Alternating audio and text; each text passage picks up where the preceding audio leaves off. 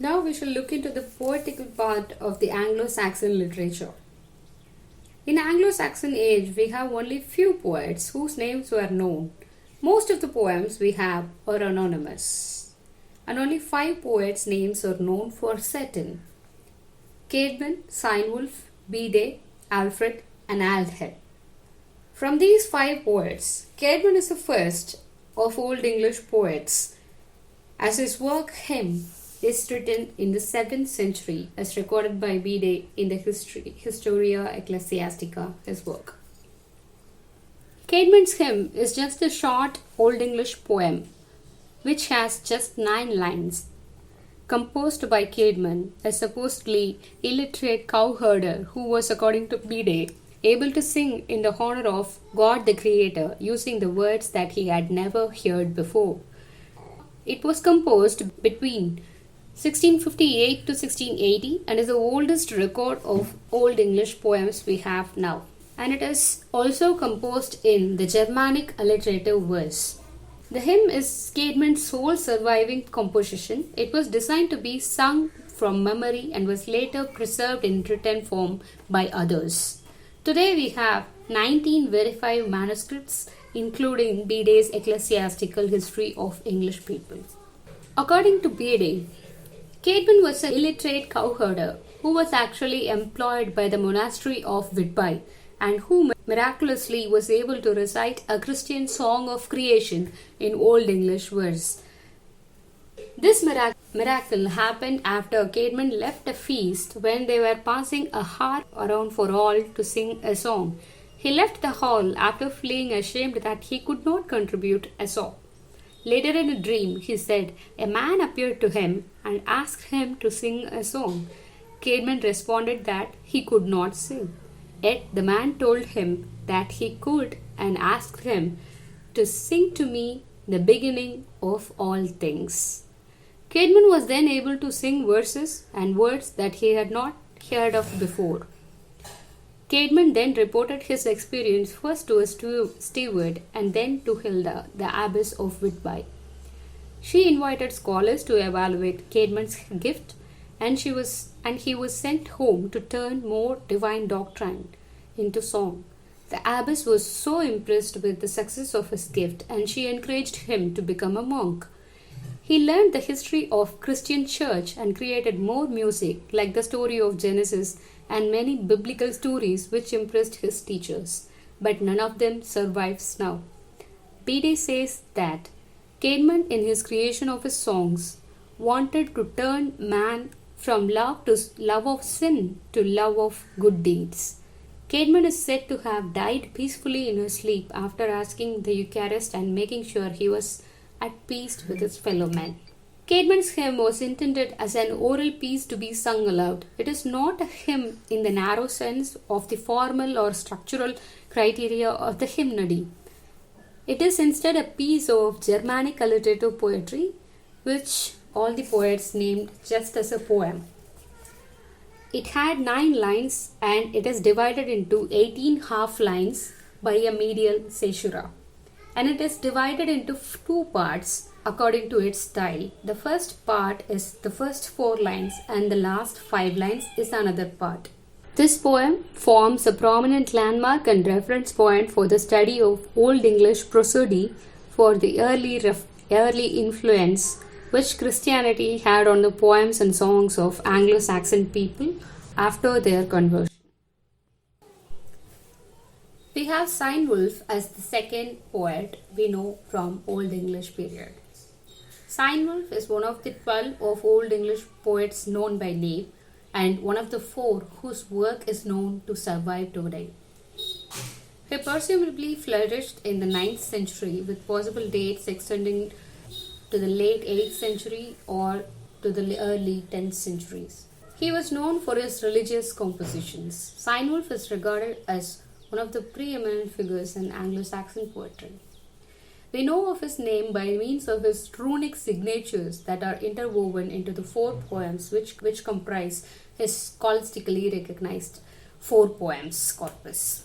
These 4 poems are The Fates of Apostles, Juliana, Elide and Christ the Second. It is also referred to as the Accession. These four poems are signed by Cynewulf and are vast in their verse lines. It comprises of several thousand lines. All of these four poems of Cynewulf contains passages where the letters of the poet's name are woven into the text using runic symbols that also double as meaningful ideas pertinent to the text.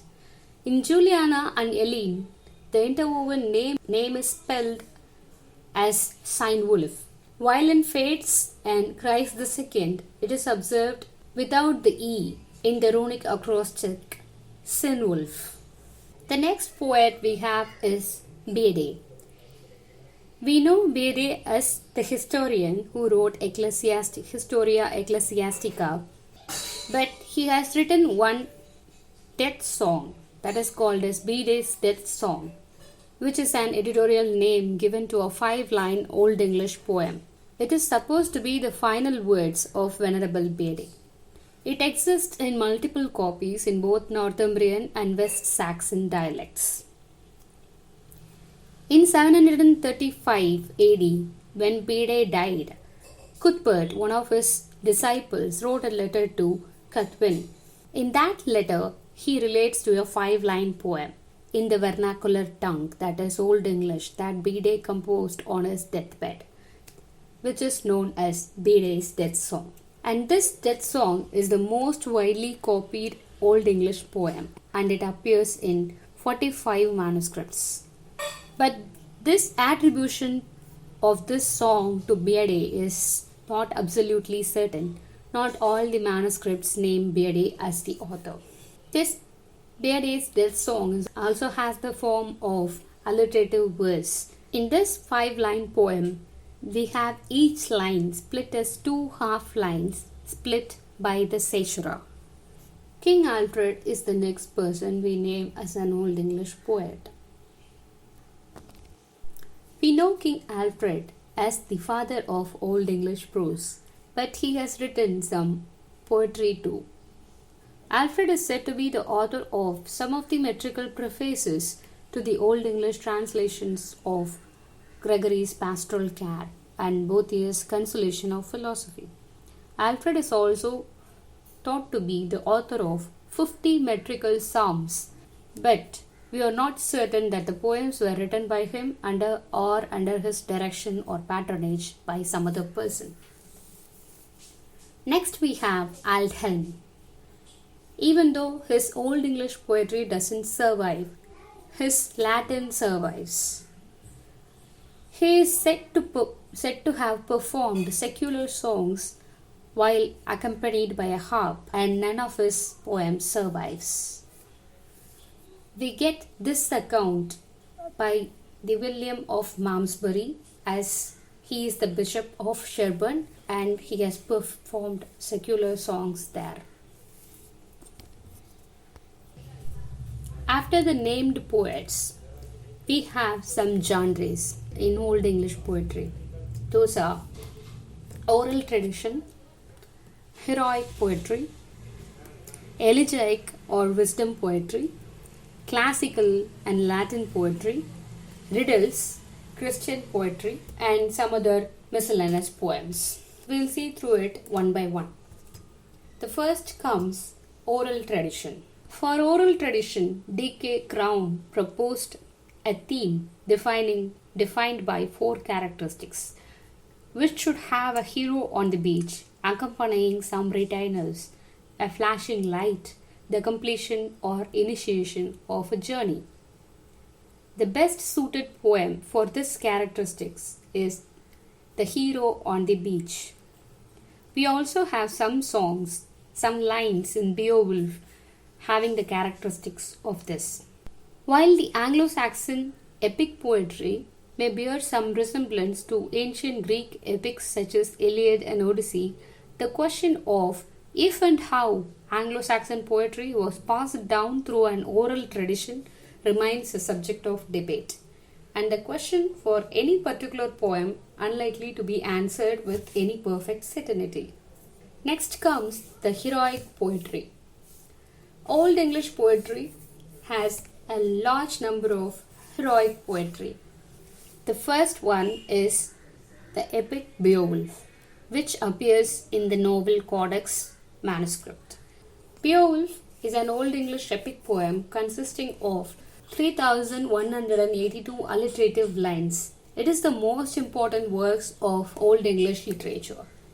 The date of the composition is between 975 AD and 1025 AD. The anonymous poet is referred to as the Beowulf poet by the scholars. The story is set in Scandinavia in the 6th century. Beowulf is shown as the hero of Geats. He comes to aid of Hrothgar, the king of Danes, whose maid Hall in Heorot had been under attack by a monster known as Grendel. After Beowulf slays the monster, Grendel's mother attacks the Hall and is then also defeated by Beowulf. Victorious, Beowulf goes home to Geatland and becomes king of Geats. 50 years later, Beowulf defeats a dragon and is mortally wounded in the battle. After his death, his attendants cremate the body and erect a tower on the headland in his memory. This is in short of Beowulf. Beowulf too is written in the alliterative verse. The poem has a mix of Anglican and West Saxon dialects. The poem retains a complicated mix of following dialectical forms: the Mercian, Northumbrian, early West Saxon, Kentish, and late West Saxon. The themes of Beowulf include paganism, Christianity, the politics, and warfare. Beowulf has a long list of characters too. The principal characters are Beowulf, King Hrothgar, Grendel, Grendel's mother, then the monster which is left unnamed, the dragon, and other Danish names include Skildschiftsen, Beowulf, Halfdane, Wealhtheow, who is Hrothgar's wife, Unferth, Hrethric, Hrothmund, Hrothulf, Ailshire, and from Geats, Hygelac, Hegt, Wiglaf, Ecgtheow, Hrethel, Breca. Now we shall look into the Beowulf's most important events. Beowulf, along with a group of Geatish warriors, sails across the sea to land of the Danes to fight the demon Grendel. And then Beowulf is graciously received by King Hrothgar and Queen Wealhtheow, who gratefully accept his offer to help. And then when Grendel attacks Heorot Hall, Beowulf meets him in hand-to-hand combat. Beowulf pierces Grendel's arm with his socket, mortally wounding the monster. Beowulf is thanked by King Hrothgar, who bestows rich gifts on him and hosts a feast in his honor. After Beowulf goes to sleep after the feast, but in his absence, Heorot is attacked again by Grendel's mother. He tracks Grendel's mother to her lair in a cave under the lake and kills her with a sword that he finds there. Beowulf returns to the surface with Grendel's head and the hilt of the sword that killed Grendel's mother. Beowulf receives additional gifts and thanks from King Hrothgar. He and his followers then return to Geatland. Beowulf presents the gift he has received from Hrothgar to Hygelac. After Hygelac and his kinsmen are killed in a battle, Beowulf becomes the king of the Geats and reigns for 50 years. When he hears about a marauding dragon, Beowulf suspects that he will die fighting it. Beowulf tracks the dragon to its lair and fights it with the help of his friend and follower, Wiglaf. Beowulf kills the dragon, but he receives a mortal wound in the fight. He asks Wiglaf to bring some of the dragon's treasure to the surface to show him before he dies. Having gazed on the treasure and given his golden necklace to Wiglaf, Beowulf dies. Beowulf's body is burned on a funeral pyre by his people and a barrow is built on the site to honor him. This is about Beowulf, and now we shall look into some other heroic poems we have besides Beowulf in the Old English poetry. We have the fight at Finnsburg, Walder, Widsith, the Battle of Brennenburg, the Battle of Malden. All these poems are pagan poems, which says about some paganistic king who has ruled, and Walder, which says about Walter of Aquitaine, and fight at Finnsburg, which is controversially interpreted by many of the scholars, just a retelling of one of the battle scenes of Beowulf. And we have Widsith, which is believed to be in very old in parts, dating back to the events of 4th century. In the Battle of Brennenburg, we have 5. So it starts with the capture of 5 boroughs, coronation of King Edgar, death of King Edgar, death of Alfred the son of Ethelred, and the death of Edward the Confessor. There are these 5 short poems in the Battle of Brennenburg. The Battle of Malden celebrates Earl Brythnoth and his men who fell in the battle against the Vikings in 991. A well-known speech in the end of the poem is also given in Battle of Malden. The next we have some elegies. The Wanderer, the Seafarer, Wife's Lament, and Husband's Message. These elegies appear in the Exeter book. We have one another famous elegy, The Ruin, which tells of the decay of one of the glorious city of Roman Britain. All these poems are not elegies in the modern context. These poems are also called wisdom poetry, which have a meditative sense to it. The Wanderer and the Seafarer are named as the finer artistic compositions reaching great heights of personal feelings. In Old English literature, they come nearest to the lyric, a type of which is not represented among the extant corpus. The next section is classical and Latin poetry. Several Old English poems are just adaptations of late classical philosophical texts. The longest is a 10th century translation of Boethius' Consolation of Philosophy, contained in the Cotton manuscript. Another is The Phoenix in the Exeter book, an allegorization of the Ave Phoenixae by Lactantius. Other short poems derive from the Latin bestiary tradition. For example, we have The Panther, The Whale, and The Partridge. When we go on to the next section, we have Anglo-Saxon riddles. These are also a part of Anglo-Saxon literature. The most famous Anglo-Saxon riddles are found in the Exeter book. This book contains secular and religious poems and other writings along with a collection of 94 riddles. Although there is a speculation that there may have been closer to 100 riddles in the book. The riddles are written in a similar manner, but it is unlikely that the whole collection was written by one person. It is more likely that many scribes worked on the collection of riddles. Though the Exeter book has a unique and extensive collection of Anglo-Saxon riddles, riddles were not uncommon during that era. Riddles were both comical and obscene. Next comes the Christian poetry. In the Christian poetry, we have 2 sections, saints' lives and biblical paraphrases, and some other Christian poems. Mainly in the Vercelli and Exeter book, we have 4 long narrative poems of saints' life, or hagiography as we call that. In Vercelli, Andreas and Celine, and in Exeter, Guthlac and Juliana. Andreas is a long poem and is the closest of surviving Old English poems to Beowulf in style and tone. It is the story of St. Andrew and his journey to rescue St. Matthew from Myrmidonians.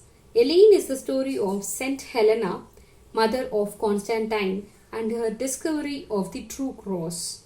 The cult of the true cross was popular in the Anglo-Saxon England, and this poem was instrumental in promoting it.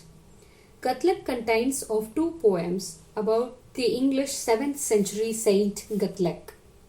Juliana describes the life of Saint Juliana, including a discussion with the devil during her imprisonment. Next, we have the biblical paraphrases. There are a number of partial Old English Bible translations and paraphrases surviving. The Junius manuscript contains 3 paraphrases of Old Testament texts. The first and the longest is of Genesis. The second is of Exodus. And the third is Daniel. In Daniel, we have 2 lyrics, Song of the 3 Children and Song of Azarias. The latter is also appeared in the Exeter book. The fourth and last poem, Christ and Satan, which is contained in the second part of Junius manuscript, does not paraphrase any particular biblical book, but retells a number of episodes from both Old and New Testament. Then we have Judith, retelling of the story of Judith, and then Old English translations of Psalms 51 to 150 have been preserved following a prose version of the first 50 Psalms.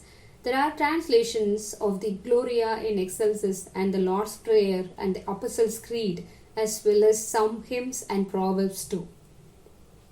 Some other Christian poems we have are in the Exeter book, Christ sectioned into Christ the first, Christ the second, and Christ the third. These religious poems are mostly lyrical, non-narrative poems. We have one of the beautiful poem of Old English in this section, The Dream of the Rood. It is contained in the Vercelli book. A part of the poem is also carved in the ruins of an 8th century stone cross which is found in Ruthwell, which is also named as the Ruthwell Cross. The Dream of the Rood is a dream vision in which the personified cross tells the story of the crucifixion. Christ appears as a young hero king, confident of victory, while the cross itself feels all the physical pain of the crucifixion as well as the pain of being forced to kill the young Lord. We also have some debate poems here. Christ and Satan, and then Solomon and Satan. Christ and Satan is in the Junius manuscript. It deals with the conflict between Christ and Satan during the 40 days in the desert. In Solomon and Satan, Satan is portrayed as a magician debating with the wise king Solomon. There are some of the short verses which offers some practical advice such as remedies against the loss of cattle or how to deal with a delayed birth, often grouped as charms. The longest is called 9 Herbs Charm and is probably of pagan origin. Other similar short verses or charms include for a swarm of bees, against a dwarf, against a stabbing pain, and against a wind. There are a group of mnemonic poems designed to help memorize lists and sequence of names and to keep objects in order. These poems are Mnemonologium, the Fates of Apostles, the Rune Poem, the Seasons for Fasting, and the Instruction for Christians. This is in short about Old English poetry. We shall continue with the Anglo-Norman poetry in the next section.